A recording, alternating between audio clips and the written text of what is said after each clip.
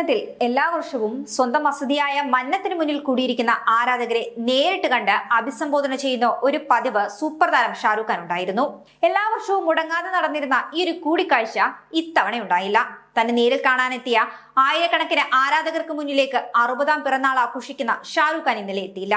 ഇതിന് കാരണം പറഞ്ഞും ക്ഷമ ചോദിച്ചും ഒരു കുറിപ്പ് പങ്കുവച്ചിരിക്കുകയാണ് നടനിപ്പോൾ. അധികൃതരുടെ ഭാഗത്തു നിന്നുമുള്ള നിർദ്ദേശത്തെ തുടർന്ന് തനിക്കായി കാത്തു നിൽക്കുന്ന നിങ്ങളെ എല്ലാവരെയും പുറത്തിറങ്ങി അഭിവാദ്യം ചെയ്യാൻ തനിക്ക് കഴിയില്ല. എക്സിൽ പങ്കുവച്ച കുറിപ്പിലൂടെയാണ് ഷാരൂഖ് ഖാൻ ഇങ്ങനെ എഴുതിയത്. നിങ്ങളോടെല്ലാം താൻ അഗാധമായി ക്ഷമ ചോദിക്കുന്നു. പക്ഷേ ജനക്കൂട്ടത്തെ നിയന്ത്രിക്കുന്നതിലെ പ്രശ്നങ്ങൾ കാരണം എല്ലാവരുടെയും സുരക്ഷയ്ക്ക് വേണ്ടിയാണിതെന്നും അധികൃതർ തന്നെ അറിയിച്ചിട്ടുണ്ട്.